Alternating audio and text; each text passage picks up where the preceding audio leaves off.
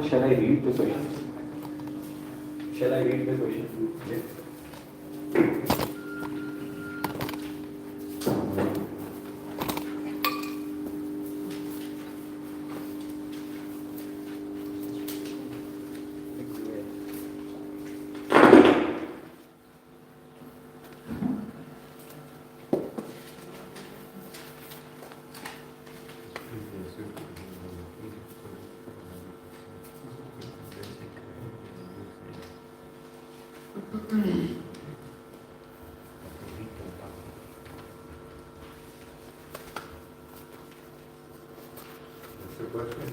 Yes, Maharaj.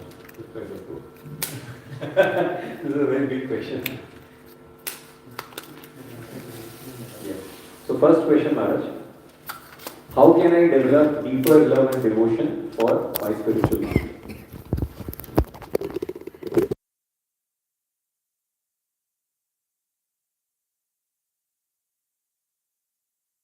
Initiated.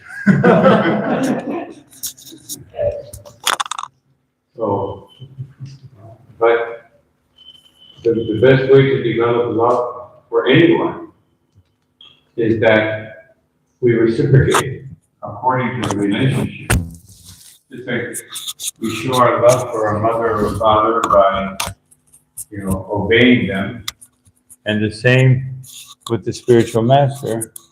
The relationship is, especially in the beginning, the relationship is to obey. So the perfect relationship was given by Srila Prabhupada in what was the date? 1936.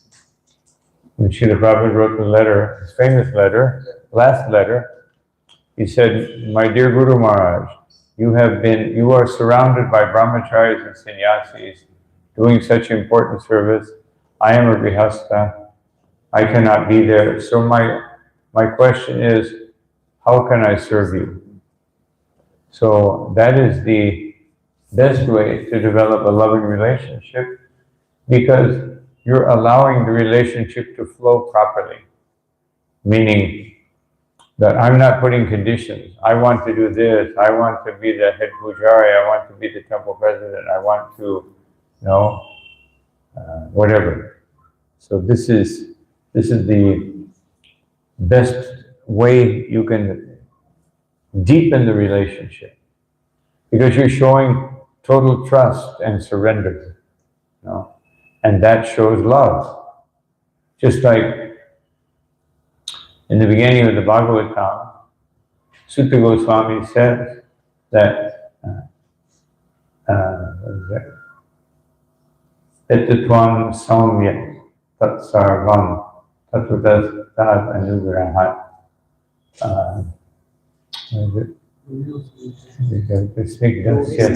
Shishyasya Guruvo Bhuyam Apita. He says, you are qualified to speak because of your gentle and affectionate nature, you have received the innermost secrets from your spiritual masters. So, saying that, he's praying Sutta Goswami, they're praying to Sutta Goswami, and he has heard from Shukadev and others, and therefore the secrets of devotional service have been revealed. And Krishna himself says, how will that be revealed? Idam tatte guitamam vaksham yanasuyave. That because you are not envious. So when we ask a question like that, we're opening our heart, and that is how to deepen the relationship.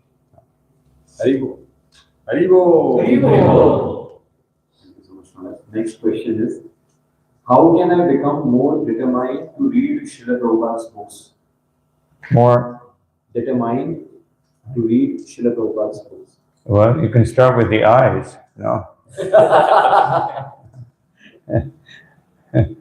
Otherwise, I always say the best way to understand something is to inquire. All of our shastras are based on inquiry and answers. the whole Bhagavatam, Bhagavad Gita. Chaitanya Charitamrita is a little different, but all the major Shastras, Upanishads. So if we inquire, when we read Srila Prabhupada's books, we're inquiring, meaning we have the mood of, I want to know. And it's better to read those parts of Srila Prabhupada's books where you want to know something, then you will retain it. Just like if you ask someone a question, a burning question in your mind, then when you get the answer, you will remember it.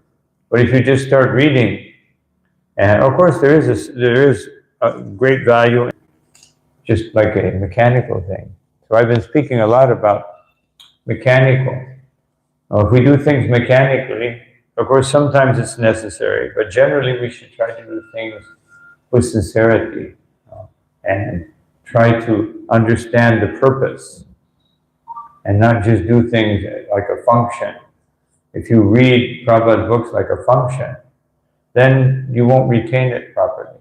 Because when you're performing a function that you may not want to do at that particular time, we won't put in any effort.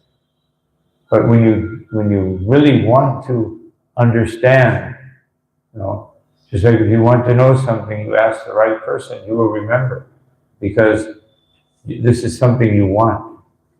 So we have to, when we reach the Prabhupada's books, we have to want to know. Not that, oh, it's reading time, 5:00 p.m. reading time. I will read. Of course, it's good to be regulated, but you should prepare your consciousness for that reading time with the desire to understand. Haribo.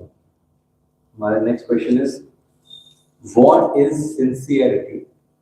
What is sincerity? How can we develop sincerity? Yes.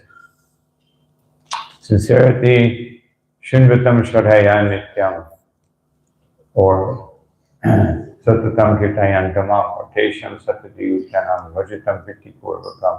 These are all statements from Bhagavad Gita and Srimad Bhagavatam that establish sincerity. And Rupa Goswami, he also, as I mentioned the other day, Utsaha Nishchaya Dairya. When we approach devotional service in a favorable way, that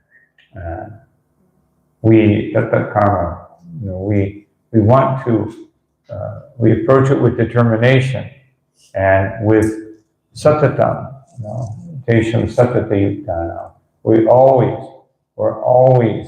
sincerely means that we have this determination, both to hear and understand and to execute. So sincerity means not that you just hear something or you show up for the program, but you participate. And this means that it has reached the heart. If things just reach the mind changes. Most people have anywhere from 12,000 to 60,000 thoughts per hour. So that's how quickly, if you keep something on the level of the mind, how quickly it can go away. So we should, sincerity means that I will hear and I will obey. That I will, both things are there. The jnana and the vijnana. As Krishna says, jnana and vijnana sahitam. Both things must be there. What convinced them was to see Srila Prabhupada's sincerity through action. Because in Kali Yuga, hearing is not sufficient. When we see someone, it's like you look at all the philosophers through history, Greek philosophers, Roman philosophers, Vedic philosophers. They're just speaking philosophy. If you don't see the surrender, then, as I mentioned many times, there are 26 qualities of a Vaishnava mentioned by Krishnadas Kaviraj Goswami. Out of the 26, 25 of them anybody can have. There are poetic people who are not devotees. There are friendly people who are not devotees.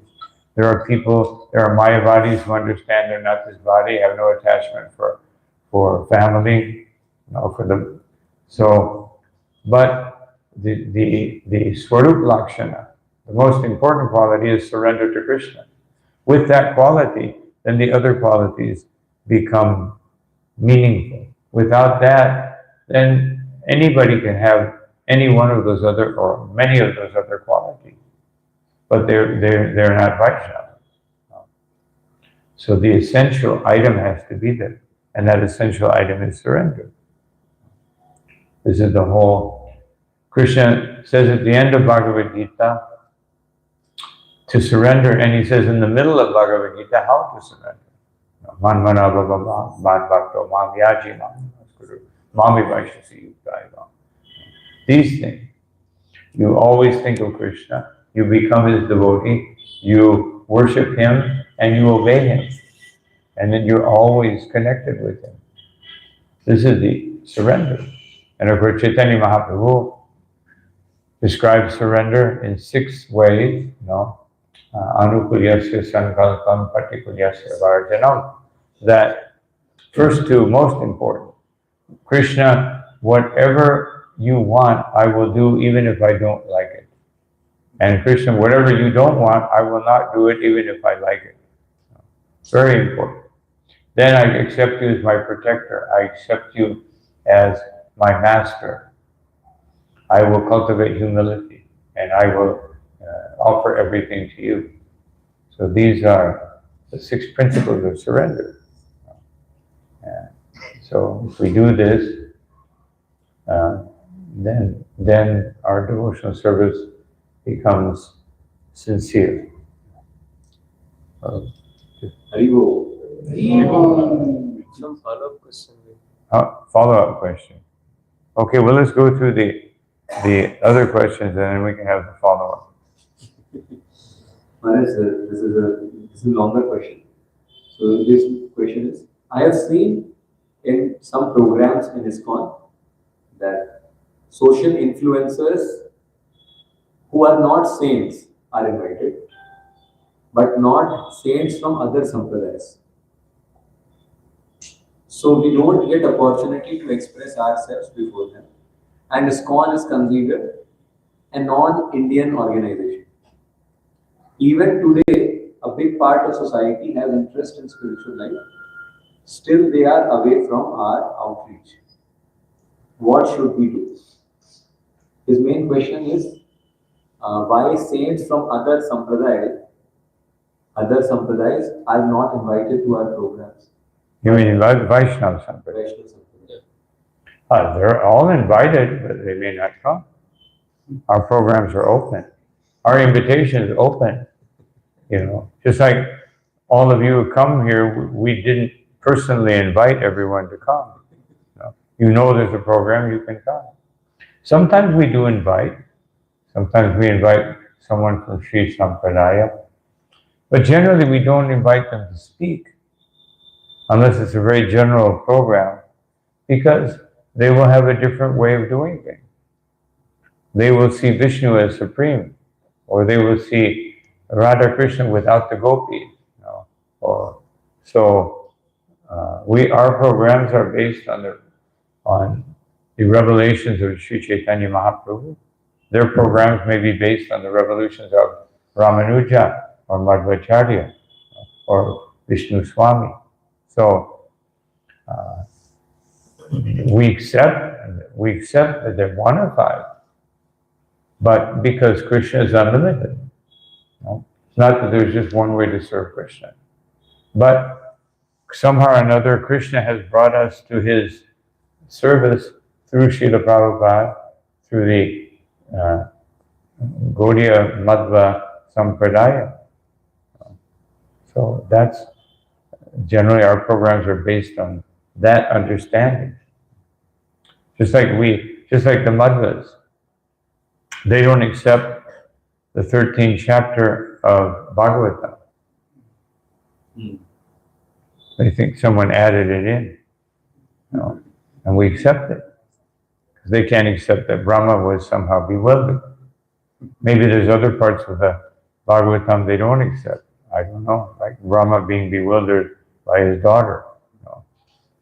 But so let's say we have a program, we're speaking on the 13th chapter, and we invite the Maharaj. So this is, anyway, the essence is, just like when we dedicated Srila Prabhupada's Samadhi in Mayapur, then I think it's the pages of our Madhva head sannyasi came, and he spoke very nicely about Srila Prabhupada. And, like even I know one Babaji from Vrindavan, and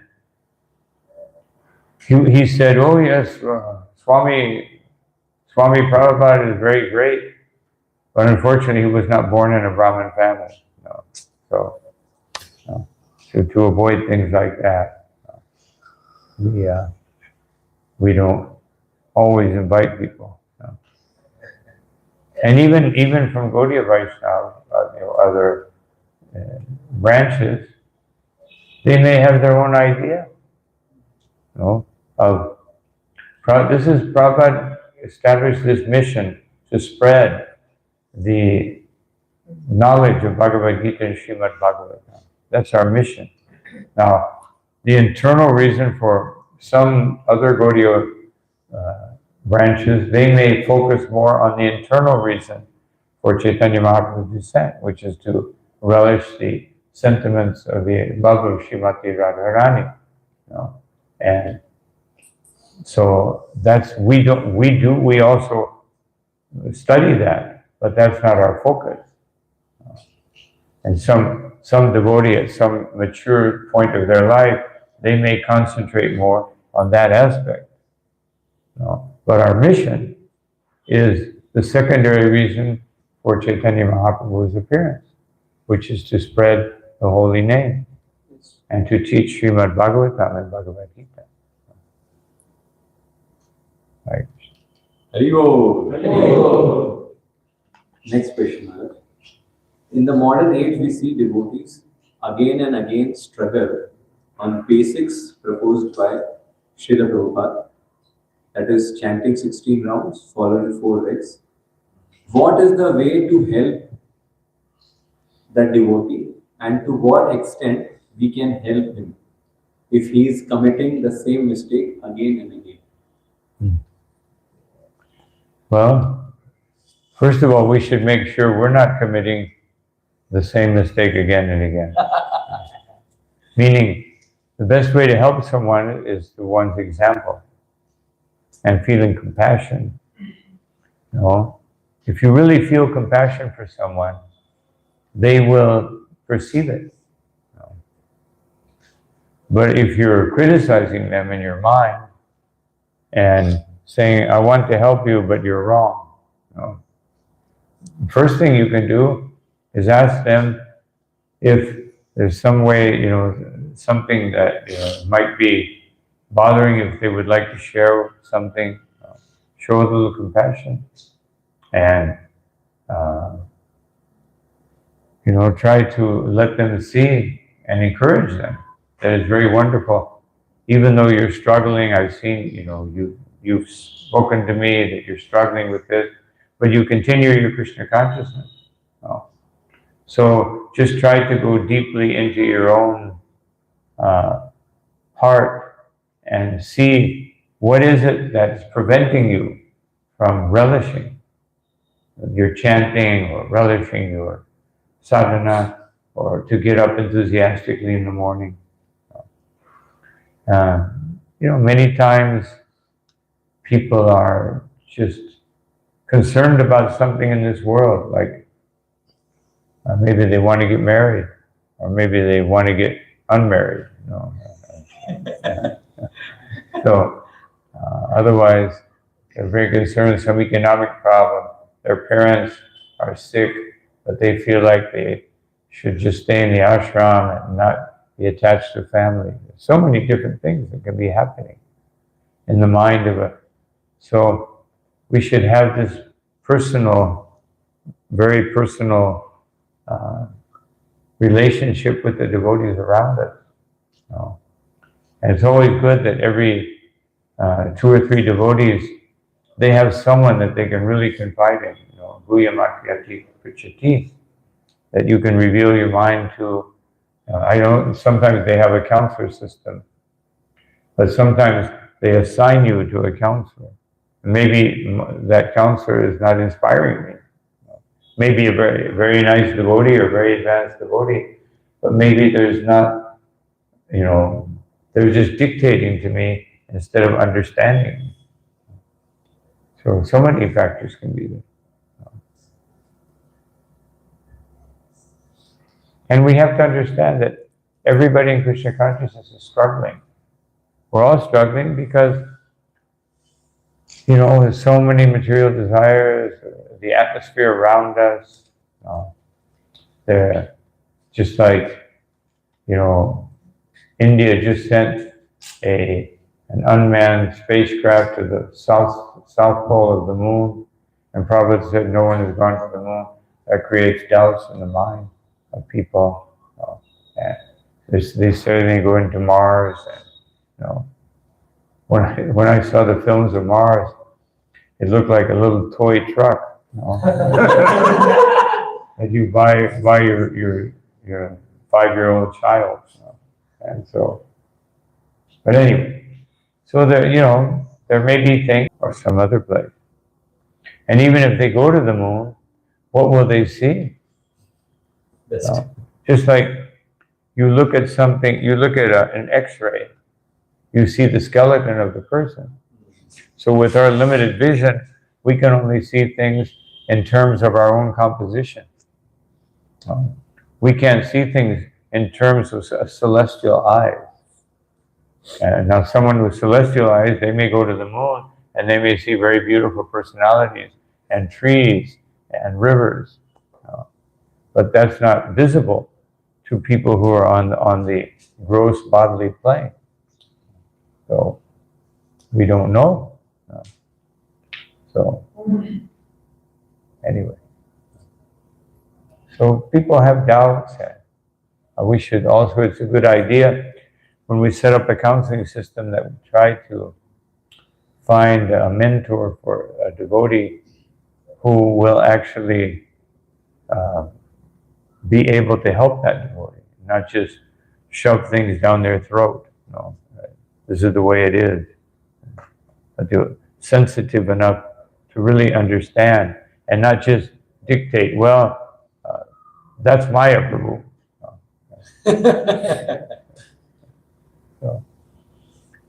Because everybody, you know, Bhaktisiddhanta Saraswati Thakur said, it takes gallons of blood to make a devotee, and to help someone come out of the material atmosphere and take devotional service seriously. Many people get our books, millions of people, but they may not take it seriously. They may not understand it fully.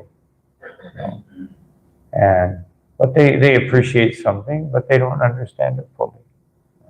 So we have to understand someone who's actually trying to surrender. We should be willing to help them in difficult moments of that surrendering process. Haribo. One question. Who are your heroes? Who are your heroes in your devotional life? Who are the people whom you look? The whole parampara, and ultimately, but especially Srila Prabhupada, because he was extraordinarily merciful. But actually, all the Vaishnavas, by Chaitanya Mahaprabhu's recommendation, Vaishnava Seva, we will serve someone because they're our hero. What is a hero? A hero in Krishna, in terms of devotional service, is someone who's trying to surrender to Krishna. That's very heroic. They're giving up the most cherished thing that everybody is pursuing. And people are killing one another. Not just fighting with one another, killing one another to get more money, more pleasure. Whole countries go to war, millions of people die because some person projects some material desire in a group, and the group decides that yes, this is right. So the devotees do the opposite. They include everyone. They don't exclude. Practically all of the religions of the world, even Hinduism, excludes others. But we don't exclude anyone. They exclude themselves sometimes. As it says in the beginning of the 10th canto, that Kautama Shoka Gunanuvadat, that who would not take this up? The person who is Pashugnat, one who is killing animals or killing the soul. So they exclude themselves. We never exclude them. Dhira Jana Priya Priya Karo. The 6 Goswamis were dear to everyone because everyone was dear to them. They gave up everything. Wealth, aristocracy, living in circles. Shreyam, Mandalam Pati. They gave up. They had very wonderful material situation. They gave it all up just to serve everyone else. So these are our heroes. Those who take seriously to devotional service and give up so many opportunities to enjoy this world. Next question. How to develop intense faith and conviction in instructions of superiors? And many times we use our so-called intelligence, little bhakti principles that we learned in few years, but for choosing to obey instructions exactly. So his question mainly is how to develop intense faith and conviction in instruction of superiors, and how not to listen to the mind's perspective tricks. Well, we have to accept that Guru, Shastra, and Sadhu are beyond the mind. So the rules in devotional service, of course, the most important rules, what is that verse? Smartatam Patatam Vishnu Vishmartavyo Najatu Chit. That most important thing is to always remember Krishna and never forget him. All other rules are servants of those 2 rules. So Srila Prabhupada said, first, let someone become happy by chanting Hare Krishna, then they can understand the rules and regulations.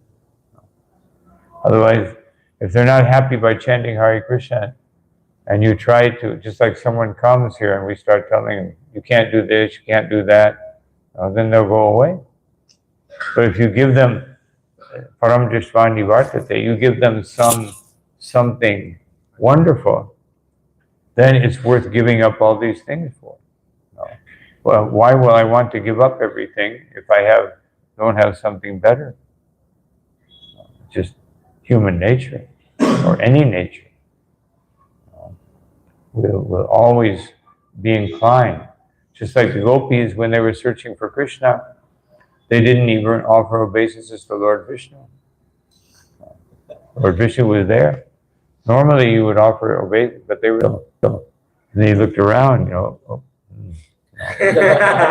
maybe I did something wrong.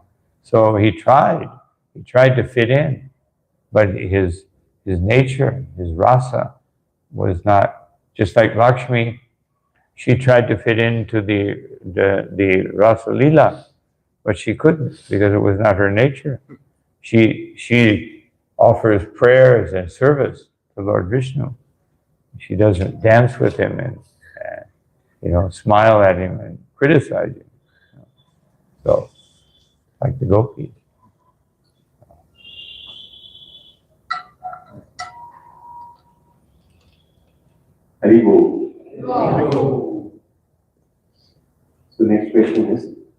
We listen principles from seniors during classes, but while applying, it is different as per the time, place, and circumstances. And immediate superiors guide in these details. Sometimes we lack faith in obeying these instructions. How to develop faith that even that instruction is completely aligned and for my ultimate welfare. Second.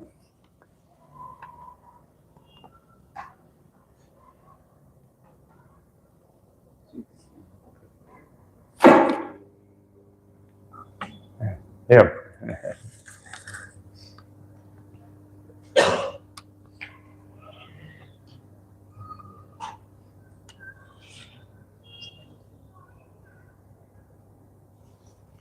Well, we don't choose to follow instruction.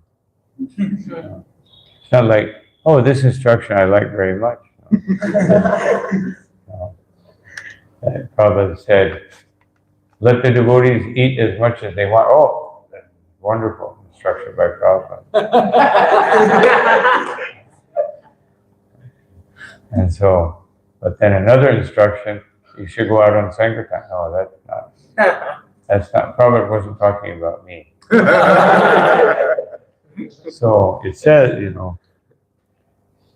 faith and conviction in the instruction of superiors. If you accept someone as superior, then you must follow their instruction. If you don't want to follow it, it means you're not accepting that as superior. No. If I accept someone as superior, then I must follow their instruction. Because otherwise I'm not accepting it. So that's, not wanting to follow something is because I have a desire that's interfering with that. And sometimes also, especially when you're managing a temple or something, sometimes we may, so many things have to be done, and sometimes the manager will give an instruction that may not be the most suitable one for some devotee, a particular devotee. And that's why, so what do? In a humble state of mind, you can say, this may be a little difficult for me because of this and this. You give good reasons, and they're a good leader, then they'll say, okay, well, I'll find someone else. Oh, yes, I know, Prabhu, I know it's difficult for you. We don't have anybody else, so please do it. So, that's why this is a personal movement. But sometimes we have to forgive the managers because and have a little compassion on them that they have to get this done. They have to pay this on a certain date. It's not like they can go to the tax office and say, well, devotees were not, Maya was very powerful. So you can't have to get things done when you're a manager. So sometimes management can seem a little cruel or insensitive to our needs.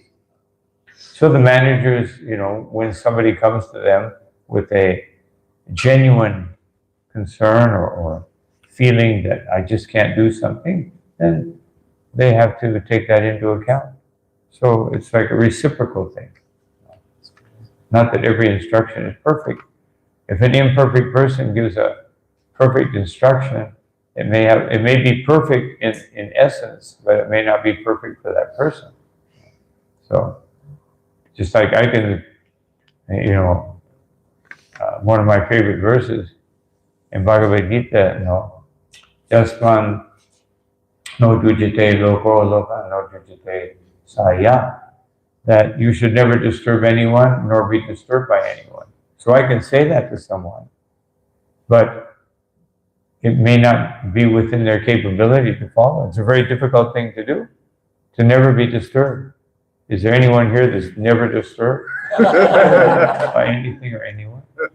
But Krishna said, you want to be dear to me, this is what you have to do. So it's not so easy to do that. So it may be a valid instruction, but it may not be the right time or place or circumstance for that instruction to be given. So, but we should try to obey as much as possible. But if you don't accept someone as a superior, or you're a superior and you know that person doesn't accept me, or I'm not in the position to instruct them, you should not do it. Because Chanakya Pandit said, if you try to instruct a foolish person, they will only become angry. So if someone doesn't accept you, then you have to refer them to someone who they accept. And then it will be easier for them. So there's a second part here, but I'll go to another question. Many times we wish to observe various austerities on different occasions, but sometimes devotees advise us to focus only on seva and nam japa. What should we do in such circumstance? We wish to observe various austerities. But it also depends on the austerity. Otherwise, Rupa Goswami says too much austerity it makes the heart hard. So we have to see if our austerities are bona fide, or if they, service is the most important thing. And the most important service is chanting the Mahamantra. And so that's very valid. So I want to do some austerity. Just like some people, just like one devotee was told, Prabhupada, temple president said, so-and-so can't go on Sankirtan on Thursdays because his astrologer told him that it would be inauspicious. And Prabhupada wrote a letter and said, we do not want to hear astrologers. We do not even want to see them.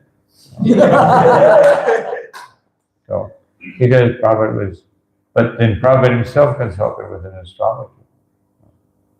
But the point is that we can't just invent austerity. And just like once the devotees asked Srila Prabhupada, what austerity should we do? And Prabhupada said, chant Mahamantra. And they said, but Prabhupada, apart from that, what should we do? And Prabhupada said, chant more. So that is our main austerity. Chanting the Mahamantra, especially in japa, is an austerity. When we're conditioned, if we're liberated, it's a great pleasure. And sometimes in kirtan, it can also be an austerity in the sense of chanting properly. I may be chanting, but I may be chanting just for my own pleasure. So then it becomes, in one sense, not the best way to chant. Because we're chanting for the pleasure of the deity. Sometimes we're just chanting just like sometimes Chaitanya Mahaprabhu would have kirtan in the house of Srivas, and they would simply chant. There was no deity, they were just chanting. Because just to relish the holy name. So anyway, the point is that sometimes even kirtan, we may not do it properly. So, in such situations, chant more and serve more. Let me find another one here. This is how can we improve the quality of chanting and go deep into chanting? So one time, a devotee asked Srila Prabhupada that he said, Prabhupada, how can I chant the 16 rounds with quality? And Prabhupada said 16 rounds means no quality. Minimum, there's no quality. So chanting 16 rounds with quality, if you're chanting with quality, you won't want to stop chanting. So you'll keep chanting. And the only reason you'll chant 16 rounds is because you have so much service to do. And otherwise I would continue to chant if you have quality. So, but if it's like, you just want to finish those 16 rounds, then there's not much quality. Isn't it? Otherwise, so here's another mini question. How to address the anxiety of services versus taking care of one's own spiritual life? Can you cite your own life examples being a GBC?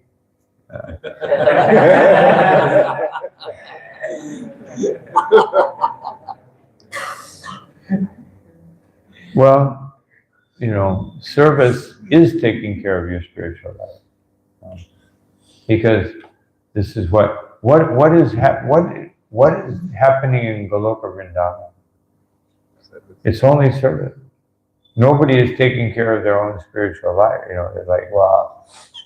But I would imagine that means like having too many hours of service and no time for reading and chanting properly. That has to be addressed. Everyone should have time to be able to read Srila Prabhupada's books. But sometimes we may have like a festival, and you may not have any, reading time. But that's service. And hearing it, we shouldn't see that taking care of my spiritual life is not service. So we just have to see things properly and balance things. Krishna tells us, balance. Don't eat too much, don't eat too little. Don't sleep too much, don't sleep too little. No. This is balance. So some people think that what is taking care of spiritual life? Yes. Everything is included in spiritual life. But spiritual life, the main function is service. So my example is that I never was able to do what I wanted. Krishna always engaged me in a different way. So we can't, and I think I take it as Krishna's mercy. I wanted to study Sanskrit, I wanted to do this, I wanted to just do Sankirtan all my life. Every time I had a new service, I thought I would be doing this for the rest of my life, but it never happened. I never wanted to manage, and Krishna kept me in management. Yeah. Who can understand?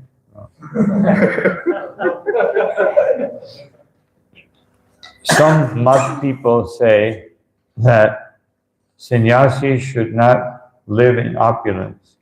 And even in Bhakti Rasamrita Sindhu, it is written that making big temples and working on so many big constructions is also prohibited.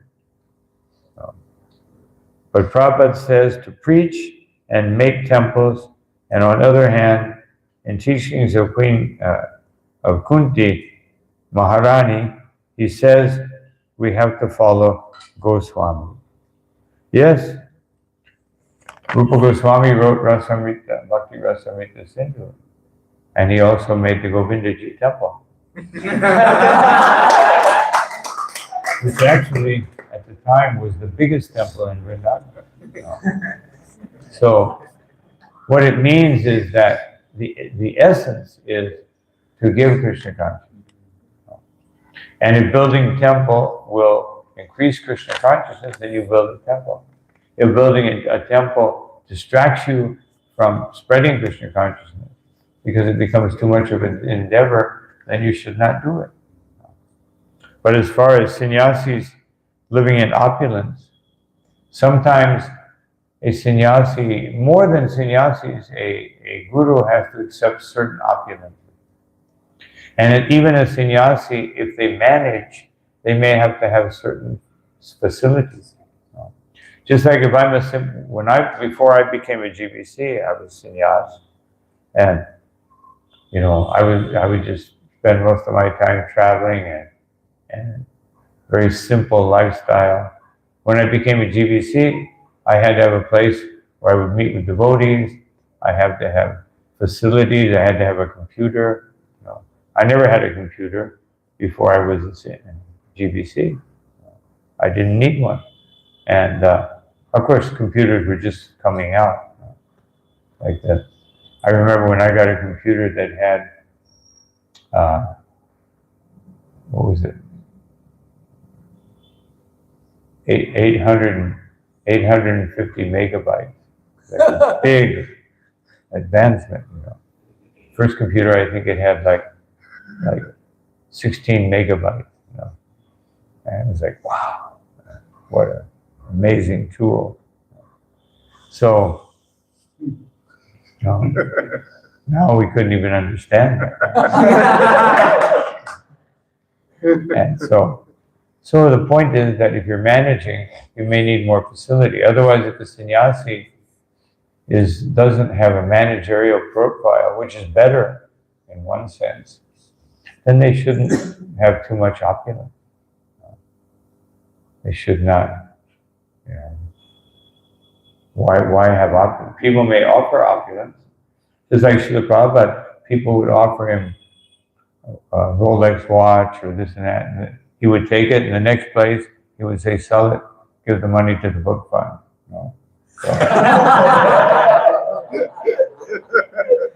Even when Srila Prabhupada was ill and they were building his house in Vrindavan, when he came there, he said, why have you built this big structure? He said, this is too much. And then the devotee said, but Prabhupada, you're the world acharya. If we don't have something like this for you, people will not understand your position. And so Prabhupada, on the basis of that, he accepted. But his first thought was, this is what I only need. Generally Prabhupada, would stay in a little room. When they were doing construction in the Buri Place Temple in London, so they got a hotel because they were doing construction, and Prabhupada, they didn't have a nice room for Prabhupada. Prabhupada went to the hotel. He said, no, I want to stay with the devotee. He stayed in some little room. And he didn't mind. So Prabhupada was very simple. For so many years, he did so much austerity. And the reason he needed facility was for translating. He needed facility. He had to have a quiet place. He had to have, he couldn't live in the Brahmachari ashram and dictate the Bhagavatam. One time, Srila Prabhupada, devotees were resting, and Prabhupada, like 12:30 a.m., Prabhupada came and told the devotees, everyone get up. The devotees were bewildered now. Looked at their watch, clock. Prabhupada, it's 12:30. He said, yes, do not waste time. Chant the holy name. So, and then the next day, a devotee asked Srila Prabhupada, should we all get up at 12:30? And Prabhupada said, no, I'm simply emphasizing that you should not waste time. So, sometimes Prabhupada would do something like that. Sometimes he would chastise someone. So, yes. So, we do what's necessary, to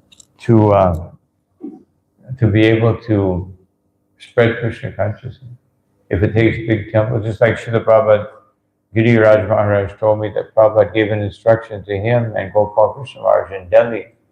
He said, I want one big building where everyone can come in, they'll sit in chairs, and they will only hear philosophy. They don't even have to take off their shoes. And Prabhupada said, here there will be no bell ringing. Otherwise, this is for a certain class of people. They require a place where it's just spiritual education. And then Prabhupada knew that certain class of people would be attracted to that. Just like I've seen, you look at what kind of an audience does Ravi Shankar have, or Sadhguru. They're very intelligent people. They're not attracted to going to a temple and worship. They're attracted to that. So everything has to be there. So now I'll do the second question here. We listen to principles from senior devotees during classes, but while applying them, the details are different according to the time, place, and circumstance, and immediate superiors guide in these details. Sometimes we lack faith in obeying these instructions. How to develop faith that even that the instruction is completely aligned and for my ultimate long-term welfare. Well, that requires intelligence. Otherwise, how can we have faith in an instruction? Well, we have faith in it because it's coming from someone who understands Krishna consciousness and who has been designated to give Krishna consciousness. The difficulty sometimes arises when some devotee may be in charge of a project, but they may be a good manager and they may not be so scripturally competent. And they'll give the Bhagavatam class. It may not be so, shastric. But if they have sincerity, just like when Prabhupada is one of his dearest disciples, Jayananda Prabhu, he wasn't so good at mantras, including when he chanted the Gayatri mantra, some things he couldn't pronounce properly. He was very intelligent. He was an engineering graduate. But just some of the mantras, and Prabhupada said, you are so sincere that however you say it, Krishna will accept. So that's the sincerity. The sincerity is there, then we should try to understand that this devotee is sincere and the instructions they're giving are valid. And how can we follow them? Well, with determination that this is my duty. Krishna consciousness manifests on 3 platforms. First, out of fear, we're afraid of suffering, we're afraid of death, and therefore we follow something. This is the neophyte platform. Then the Madhyam platform, we serve out of duty, because we understand, because we've read some shastras, we have faith in the process, we have faith in these shastras, and we follow them out of duty. And then the Uttam platform, the topmost devotee, they serve out of love, because they love Krishna. Whatever Krishna wants, they will do. And so they're already surrendered. So we want to progress to that platform of loving Krishna. We really love Krishna. Then you'll do anything and you'll be ready to sacrifice everything. Ready to do anything and ready to sacrifice everything. That's when love becomes very strong in the heart of a devotee. So,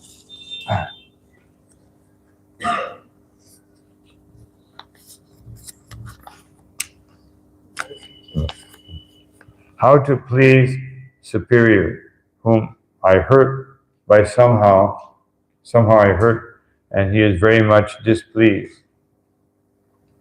Well, if we cause distress or anxiety to some superior devotee, and we really accept them as a superior devotee, then it's recommended that one goes to that devotee and one, offers obeisances and says, I'm sorry. I'm sorry that I did that. But you should only do that if you feel sorry. Otherwise, what's the use of an official apology? If you don't feel it, then what's the use? So one should feel, if one feels that you hurt someone, because a real Vaishnava, first of all, will not be hurt. They will understand that somebody's acting in the modes of nature. And if they feel hurt, they will feel hurt, just like Srivas Thakur, when he was in the assembly of Devananda Pandit. Devananda began to speak on the 10th canto, and he heard the pastimes of Krishna, and he began to roll on the ground in ecstasy. And then the students of Devananda couldn't understand this. They thought he was acting crazy, so they put him outside the ashram. And Srivas was hurt because he thought, I don't deserve to hear Krishna's pastime. He wasn't thinking we're hurt because of their action, because they did something to him. He was hurt because he felt like, I have no attraction for Krishna. But Chaitanya Mahaprabhu took it very seriously. And he would not even look at Devananda. And only because Devananda accepted Barkeshwar Pandit in his house, and by his association, he got real appreciation from Mahaprabhu. Then he, what time is it? 6:45. 6:45. When I finish this, I'll have to go. Unfortunately, I have a meeting at 7. So, if we hurt someone, then we apologize, but sincerely from the heart. But a devotee also, the other side of that is, a devotee should not be hurt, because Bhagavad Gita instructs us, we should see that it's the 3 modes of nature that are acting. It's the 3 modes, it's not the person itself. How to be fixed in bhakti when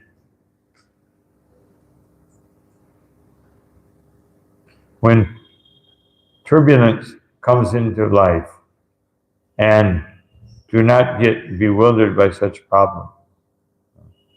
Well, here, Shravanam Kirtanam, Vishnu Shvaranam, we chant and we hear until, just like the famous prayers in the first canto, that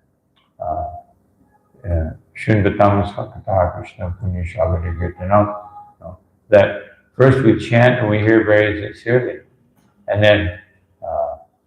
then the heart will become purified. Then Nashta Prayers Vabhadreshu Nityam Bhagavata Sevaya. Then by sincerely hearing the Bhagavatam, practically speaking, all grievances will go away. And it says, Prayashu, some things may remain, but most things will go away. So that's how we do it. So many of these questions, it's just a question of intensifying our bhakti. And like I said this morning, there's no magical thing that we can do that will just make it happen. We're looking for something, because that's our lack of surrender. We always say, I want some technique. I want to find some mechanism, some technique that will make bhakti automatically appear in my heart. Even though I want this and I want that, it's that I want this and that is not allowing bhakti to blossom or to become manifest or to become apparent, because something is interfering. And usually that's aparad. Because the only thing that can stop bhakti is aparad. Bhakti, once bhakti is planted in your heart, the only thing that will stop it is aparad, or the weeds, the 6 weeds that grow along with bhakti. Kuti nati nischidhasha achar. That duplicitous behavior, improper activity, puja. We want to be worshipped. Jiva himsa. We do violence to the soul by. Prabhupada said the worst violence to the soul is if you have the opportunity to give bhakti to someone and you don't do it. That's the worst thing you can do. And pratishta, that we want to be recognized by others as a great personality or something. And what was the other one?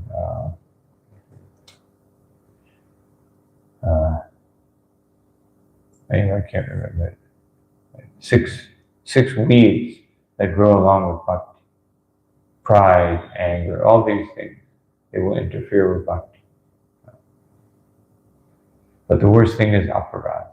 That will, as Rupa Goswami says, it can uproot the bhakti from our heart. That doesn't mean we don't lose the credit of the bhakti, but it may not manifest for a long time because of the aparad. Labh.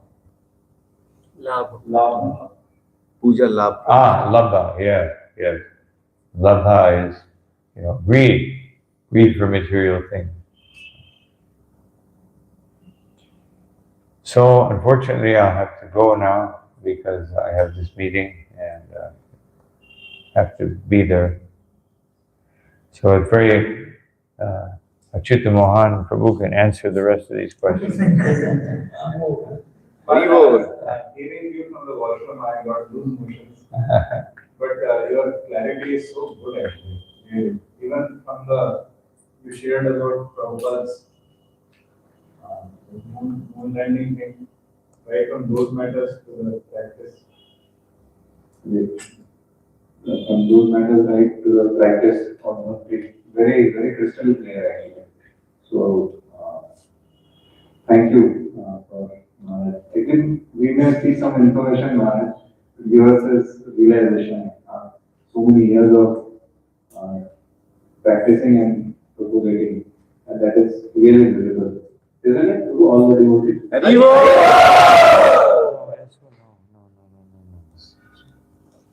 No, give us. And you shared about compassion. I really felt personally that as I was repenting many of the incidents from like my life as a service, even that question, those couple of questions about facing difficulty, challenge in following Prabhupada's instruction, basic instruction of 16 hours and 4, like you said, like we have to, with compassion, we have to encourage the devotee as well.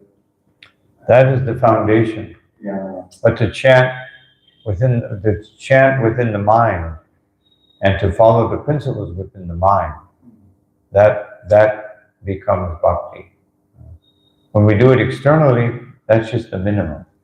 When we do it internally, that becomes qualification for meeting Krishna. So anyway, I noticed you repeated that thing which you spoke in the morning. That Prabhupada said, first you become happy by chanting. Yeah, I just mentioned that again. Yeah. So, no, first you allow someone to become happy by chanting the Maha Mantra. Then you can give them the rules and regulations.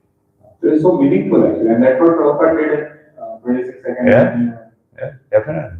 Yeah. He didn't require. Prabhupada said that. One time he was in a car going to New Vrindavan, and they gave him some sweets, and he took the sweet. Usually he would only take one little piece, but he ate many sweets, and devotees were amazed. He said, "This is my program." He said, "I did not demand anything. I simply chanted and gave prasad. No demand." So this is our program. We give Krishna consciousness. We're not expecting anything in return. We leave it up to Krishna. Yeah. We do our service, and Krishna will respond. But with that, I definitely have to go. I have to start the meeting, so. Yes, yes. Srila Prabhupada ki, Koti Vaishnava Vrinda ki, Nitaya Gaura Premanandi. His Holiness Guru Prasad Swami Maharaj.